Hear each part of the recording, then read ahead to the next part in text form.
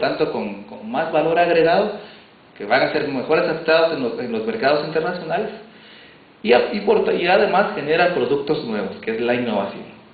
Hay un ciclo de los productos, que normalmente es de esta forma. Los productos nuevos, innovadores, son los que tienen más valor agregado. Estos regularmente se producen en los países desarrollados. Luego, estos productos se encuentran formas para poderlos realizar en países no desarrollados. Pero esto se da cuando el producto ya no es innovador y por lo tanto tiene menor valor en el mercado. Y entonces son los países subdesarrollados los que los producen y los maquilan, pero ya el valor agregado que generan es muy poco. Ese círculo de los productos innovadores que se generan y se producen en los países desarrollados y luego su proceso de maquilización o de producción en serie que se da en los países subdesarrollados es algo que ha sido muy común, y Guatemala por lo menos sigue estando en los países donde solamente se maquila.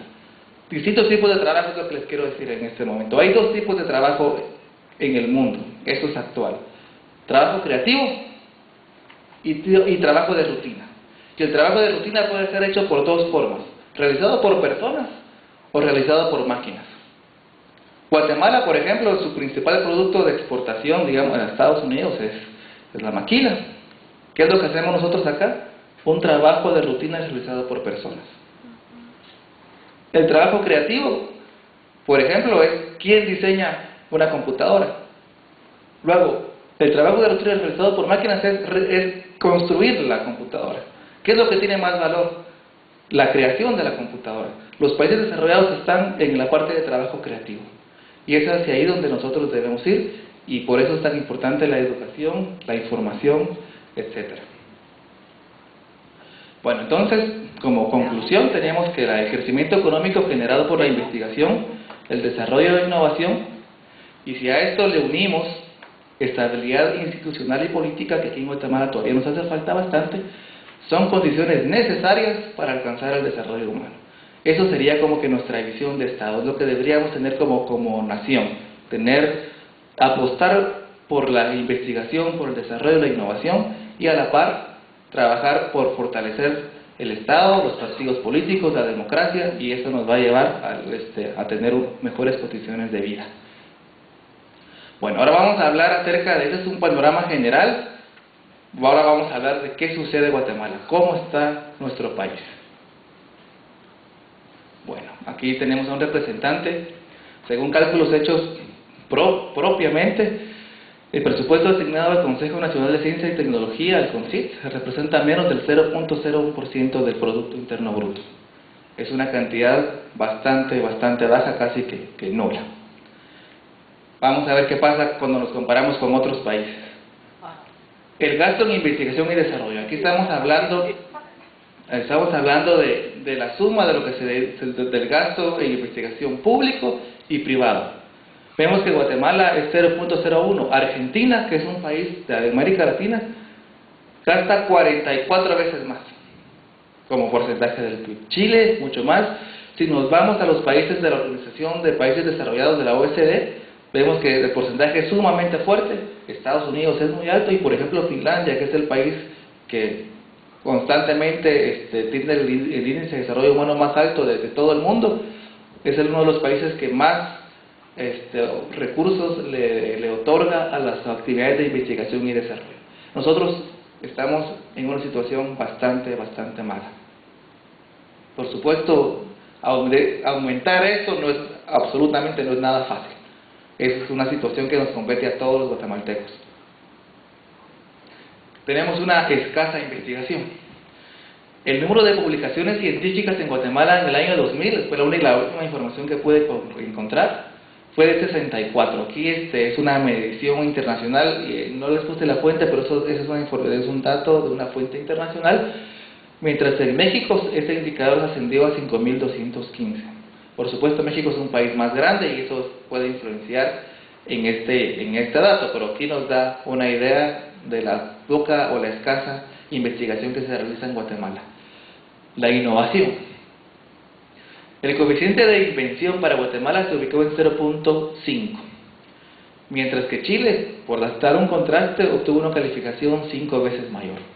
Somos un país con poca capacidad de innovar, casi nula. Otra debilidad de Guatemala es el sistema de educación superior. Es una debilidad muy fuerte. Las universidades en Guatemala no generan conocimiento. Sí lo hacen, digamos, porque sí hay, y ahorita voy a mencionar quiénes fundamentalmente, pero si analizamos a las universidades guatemaltecas en su conjunto, las actividades de investigación representan una fracción casi nula de sus actividades en general. Esto es un estudio de la UNESCO que realizaron para Guatemala, donde se analizaron los programas y hicieron investigación en campo, etcétera, de de la educación superior en Guatemala. Y la gran conclusión fue la siguiente: las universidades guatemaltecas deben dejar de ser únicamente profesionalizantes y plantearse que ello es cosa del siglo pasado, que es ser un profesional es que a usted le dan un cartón y le dicen usted ya puede dedicarse a una actividad X, ya puede firmar escrituras, ya puede hacer operaciones, ya puede hacer una auditoría a una empresa. Eso es ser un profesional. Pero eso es algo que es importante y necesario para el país, pero ya es cosa del siglo pasado, ya que es muy estático, y en este nuevo siglo la universidad debe ser generadora de conocimientos para enfrentar los nuevos retos, y eso en la actualidad mayoritariamente las universidades no lo están cumpliendo. Otro problema, y aquí es también punto de vista personal y por lo tanto rebatible: en Guatemala el 65% de los graduados de licenciatura estudiaron alguna carrera relacionada con las ciencias sociales, y solamente el 3% lo hizo en una carrera de corte científico. Por eso es que no innovamos, por eso es que no inventamos, porque nuestro grueso de estudiantes universitarios están estudiando carreras que no tienen una relación directa con la ciencia, la tecnología y la innovación. Bueno, ¿cuál es, desde un punto muy personal, este es un punto personal, para mí la raíz del problema de todo esto que hemos visto en la investigación no es la educación superior, es la educación primaria y secundaria? Para mí ese es el punto, porque vamos a ver algunos datos que nos van a aclarar esto. Bueno, aquí también otra opinión personal: tecnologías de la información y comunicación. Aunque se habla mucho de la importancia del acceso y manejo de las TIC, de las tecnologías de información y comunicación, paradójicamente, en la nueva área del conocimiento no son el punto central. Las TIC son un instrumento para transferencia de información. Lo más importante no es, cuando se habla, por ejemplo, de que en la escuela primaria haya una computadora por cada niño, yo creo que ahí se está hablando, no se tiene claro qué es lo prioritario para el país. ¿Por qué? Porque, como vamos a ver, los niños salen de la escuela sin siquiera saber leer y escribir y tener un pensamiento matemático correcto.